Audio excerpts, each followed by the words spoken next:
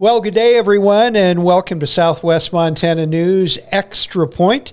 In the studio, we have Zach McCrae. Zach, you've been here before, but your hat was a little bit different. You wore the hat of the head Beaver football coach, and now we're bringing you in and once again, we talked about this off camera. Yeah. Are you a manager? Are you a coach? And you said it doesn't matter. Yeah. So I'm a baseball guy because you can see how I'm dressed in my Dodger sure. World Championship stuff. Yep.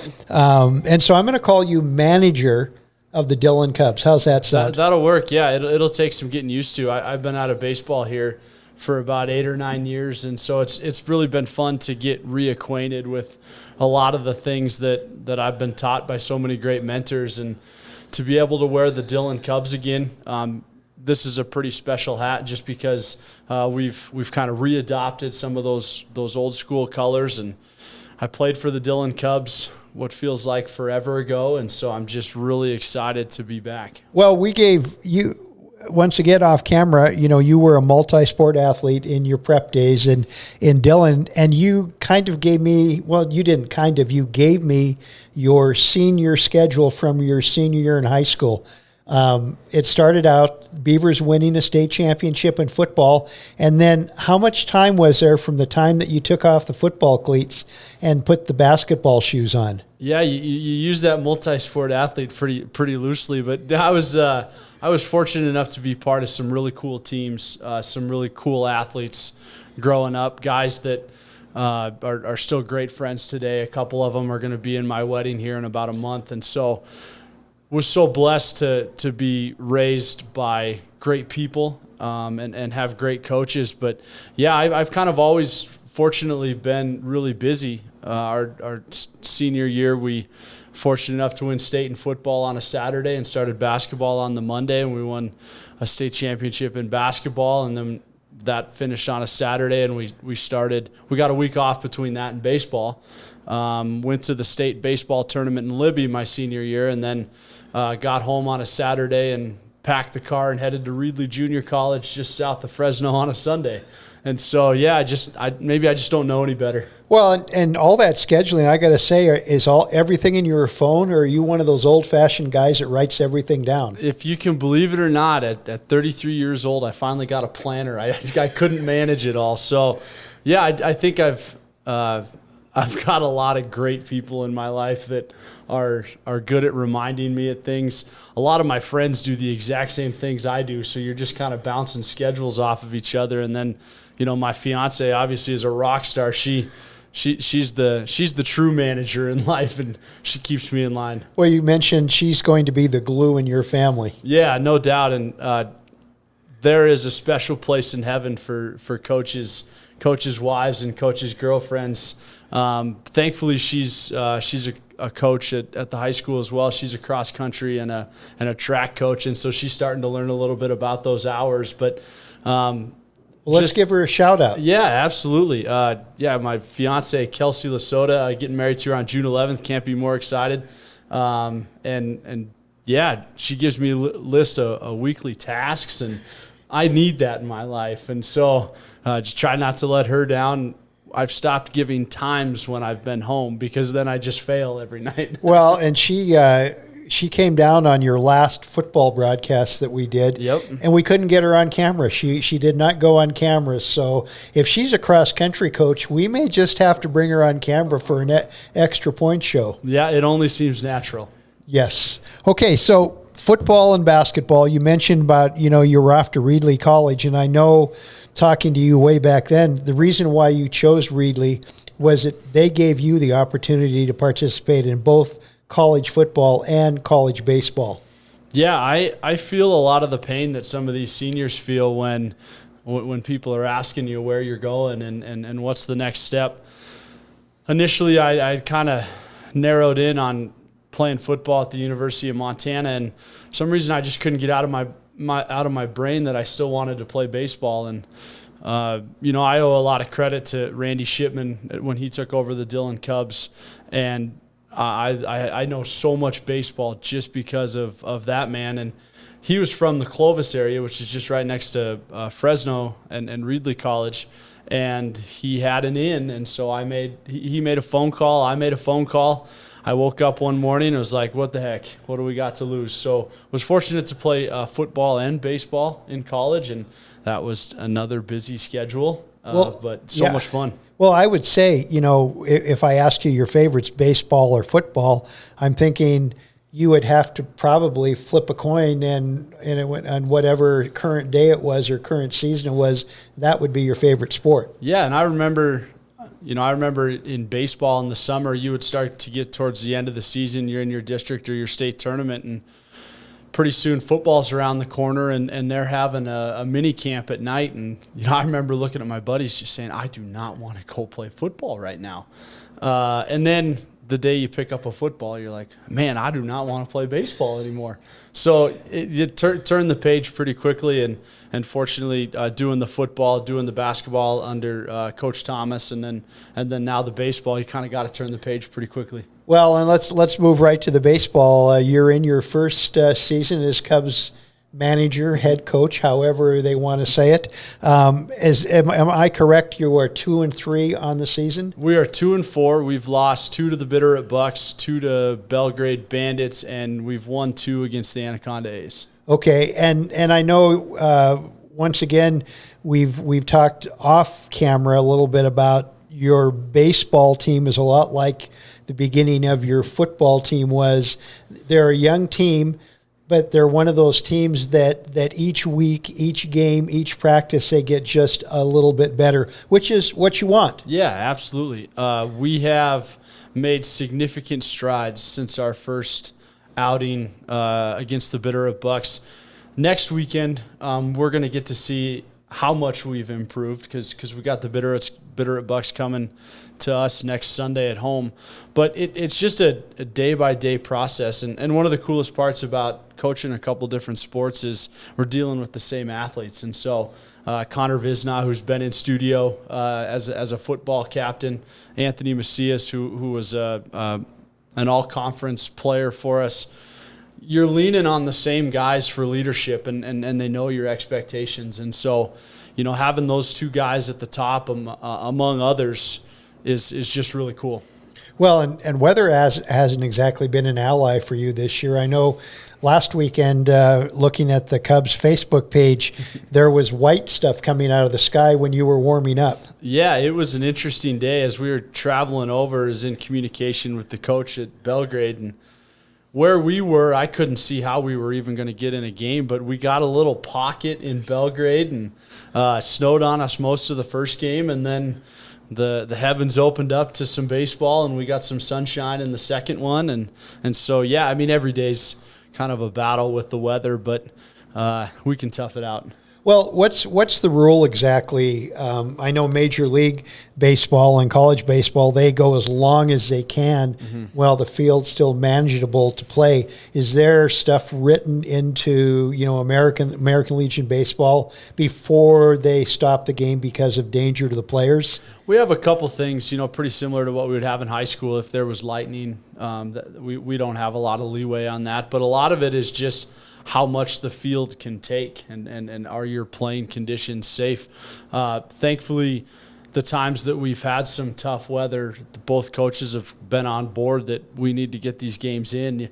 We need all the reps we can get early in the season, and so it was nice to have the coach on board with doing whatever we could to make sure that we got 2 games in that day. Well, your win-loss record is not what you'd like it to be, but let's talk about the progress of the Cubs from that first game, that first practice, and to where you are right now.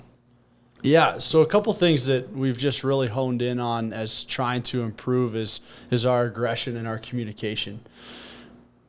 Some of the ways in which we've not been successful are very fixable. If we went into any of those games where we got 10-run and we did everything right and they still 10-runned us, that would be a little bit different story.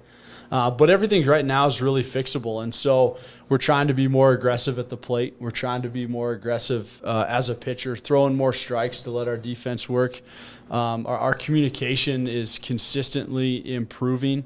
We lost 18-1 in Belgrade the first game, and then lost a pretty pretty close one, 2-7 in the second one. And it just feels like every time that we step on the field, we're gaining so much new information.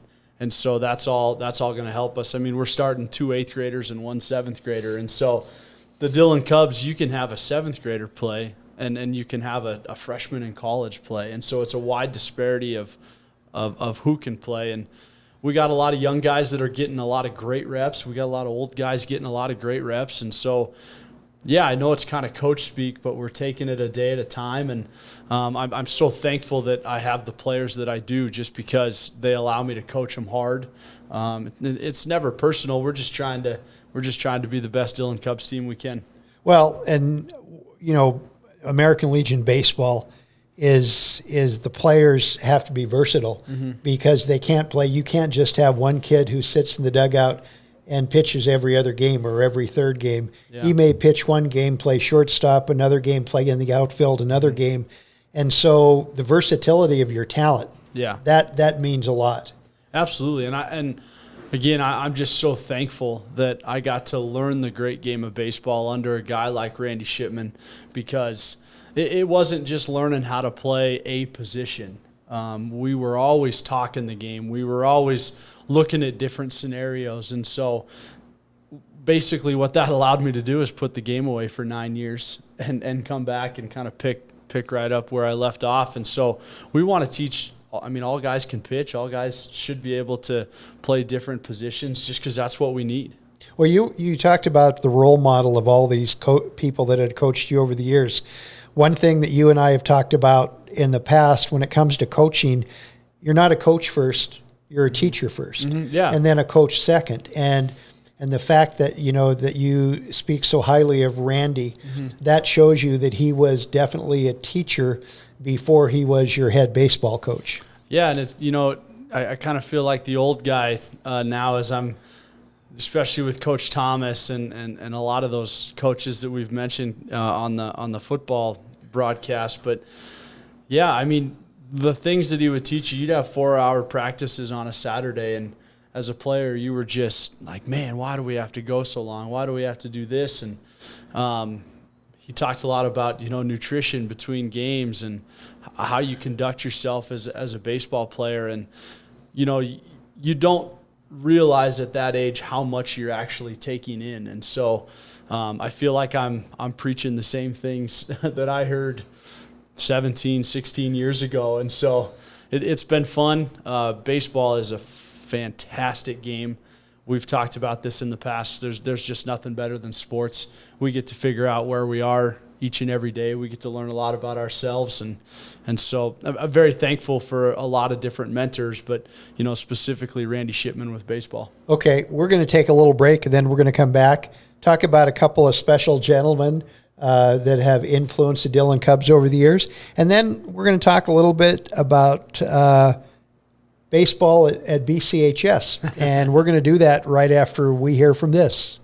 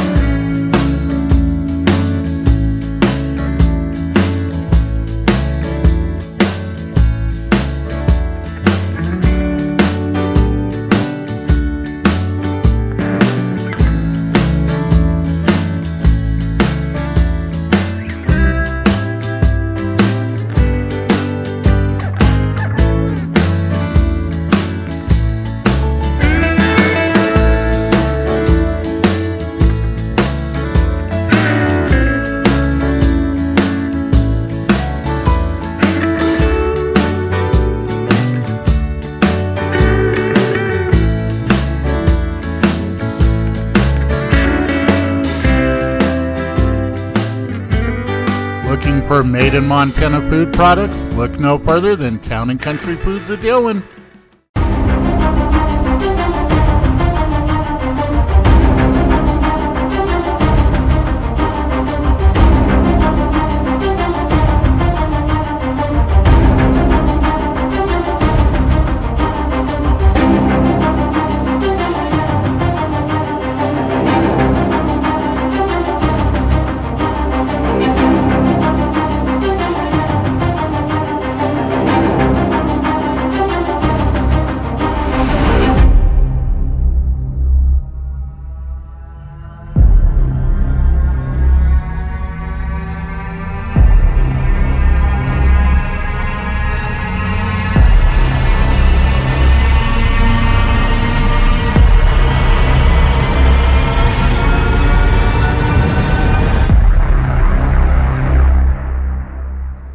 Back to Extra Point, and in our studio we have baseball coach of the Dillon Cubs. And I said coach, so Yeah, I'm going to you go did. back and forth between manager and coach, Zach McRae. And Zach, you've got a couple of games coming up. Now, you had mentioned earlier, you had talked about the Bitterroot Bucks. That's actually a week from Saturday. Yep. So this week, you are bringing in now the team that I believe the Missoula Impact. That is an upper level Babe Ruth team, right? Yeah, and they've changed names a whole host of times. To be honest with you, the players last night said that they were the Missoula Falcons or the Missoula Skyhawks last year or something.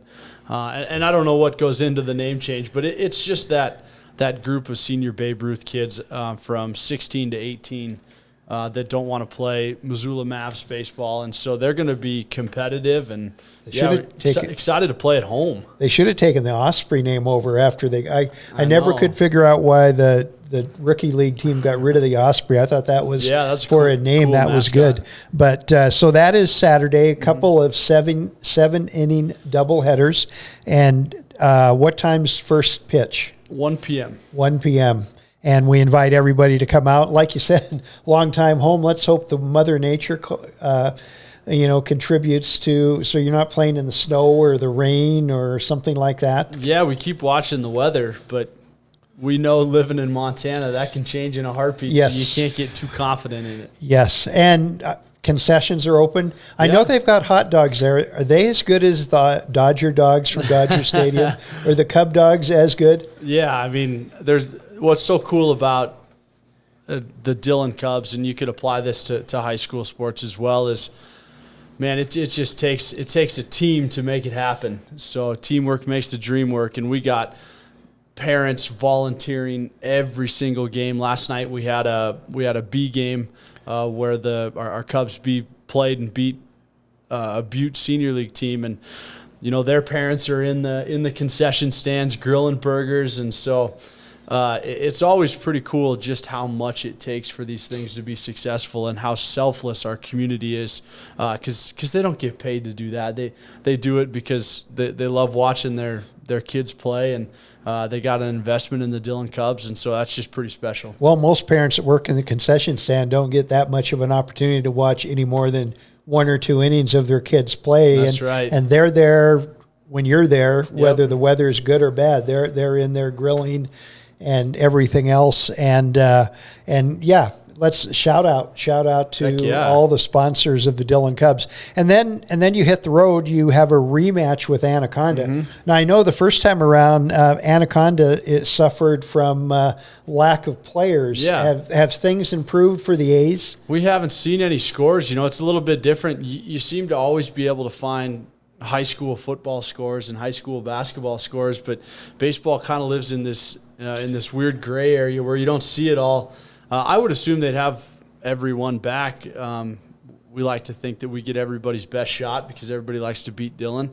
And so they're our first conference games, so they're big games for us. And excited to go up to Washoe Park, home of longtime Goosetown. Classic. And so, excited to go play in Anaconda. Who are the teams in your conference? So we have a split conference. There's 7 teams. There used to be 8. Livingston didn't field a team this year. And so we play home and homes with conference games with Helena, Anaconda, and Butte.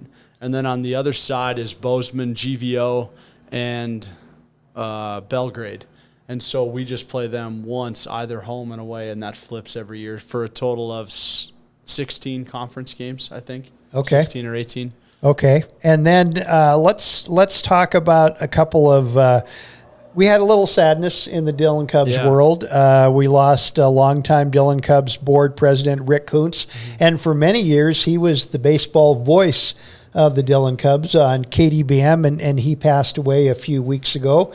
And I know you said he was an integral part to the Dillon Cubs for many years behind the scenes. Yeah, just a guy that did things that a lot of people didn't see, including the consistent broadcasting of our games. I know when I was playing, when our field used to be behind the high school field, that you could be on the on deck circle, or you could be hitting, and you could always hear his commentary on the radio back behind there. And just another great example of somebody that has volunteered more hours than anybody can count to an organization. And he'll be a Dillon Cub for life. Well, and then the guy who really got Dillon Cubs baseball going in a winning tradition, Gail Whitworth, won a state championship and I believe 4 district championships during his, and I think he was here 18, 19 years, right around there, 10 years, the Cubs.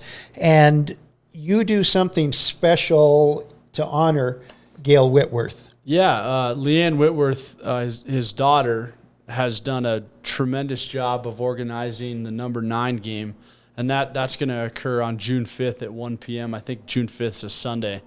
And it's just it's to highlight the Dillon Cubs, and more importantly, it's to highlight Coach Whitworth's continuous commitment to high school athletes, to not only teach them the game of baseball, but throw in all those good life lessons that you get while you're competing. And was fortunate to have Gail as a neighbor when I was in high school, and so we had a lot of conversations. He funneled me a lot of hats that looked just like that. I remember when I was real young, my dad would take me to the Dillon Cubs games, and I didn't know the difference between the Dillon Cubs and the Chicago Cubs. I thought those guys were legends, and I just couldn't wait to put on the jersey. And so a little bit of pay it forward and an awesome day to celebrate a guy that is a huge part of our Dillon Cubs family. Okay, well, and then another question I want to ask you. A few weeks ago, baseball became a reality at Beaverhead County High School. We've already talked a little bit about your schedule, and I'm sure you're maybe one outside eye looking in a little bit at the possibility of being the Beavers' first baseball coach. What do you think about Beaver baseball? And the reason why I ask you that is because we've talked about the weather, but you're going to be faced with a lot more of that because your high school season will begin a little earlier than the Cubs season. Yeah, I think high school baseball for Dillon is going to be a tremendous success. I think that we live in a weird time where more and more students coming through our schools are not participating, and so if we can provide another outlet for a student to experience all the great things that you have through some of our field of plays in sports, but also all the other things in music and band and choir and the variety of different clubs we have at the high school, just being involved gives you so much of a leg up. You learn so many more lessons than if you didn't do it. And so I'm really excited for high school baseball. It'll be really cool, whomever gets to coach the first year, to put on DB on the first time at a baseball field. Well, blue and gold baseball hats, I mean, right now we have football coaches that wear them and maybe a track coach that wears them, but that's right. To have a baseball coach wear it, that would be pretty cool. Now, is it officially start next year? Or is there like a year bridge? Yeah, we got there's an outside group that is going to fundraise for the operating costs of it, and they have a deadline they have to meet, and as long as that deadline and funds is met, high school baseball is a go. It sounds like it's going to be a little bit of a regional schedule. The only team on the eastern side of Montana that's passed it so far is Sydney, and I don't know how enthused Dillon is about traveling to Sydney for a doubleheader, but there's a number of western schools that have passed it: Corvallis, Hamilton, Stevensville, Florence, and a ton up in the northwest: Whitefish, Big Fork, Columbia Falls, among others. And so it'll be interesting to see what pans out in high school baseball, but yeah, to be able to put on the blue and gold and play baseball would be pretty special. Well, scheduling, would it be similar to basketball? Would you have a home, like you would play a home weekend or a home set where Friday you would play Hamilton and Saturday you would play Corvallis, and then on the road it would be Hamilton and Corvallis, something similar to that? Yeah, I think The weird part about it is high school baseball hasn't been in Montana, and so a lot of these athletic directors are calling for a lot of answers on how they do things in other states. And I know Mr. Millimaki at the high school is just working his tail off to try to figure out how we do it. I think I heard it may be something similar, how boys and girls basketball splits and goes. It may be something similar to that, where the baseball team's away and the softball team's at home, or might travel together. It feels like there's a lot of different options out there. Well, it's one of those deals where, like you say, you're learning as you're going on. Sure. So once again, we want to remind everybody, Saturday the Cubs are back in town. They play a doubleheader against the Missoula We'll call them the Impact now. Who knows what name they're going to have when they get here. And first pitch is at 1:00. Yep. And what's the time difference? I mean, how much time between first game and second game? Well, we try to go as quick as we can. If the coach will allow, the other coach will allow 20 minutes, we'll do 20 minutes. We never go over 30. And so generally that next game starts about 3:15, but who knows? And I talked to Corey Birkenbuell about the Dillon Marathon is coming up this weekend too, and he said the weather for Saturday is actually pretty good, so you may not have to worry about your long underwear and stuff like that and snow shovels to play a couple of games. Yeah, one of these games we're going to get to wear short sleeves for baseball. Keep our fingers, toes, and legs crossed on that one.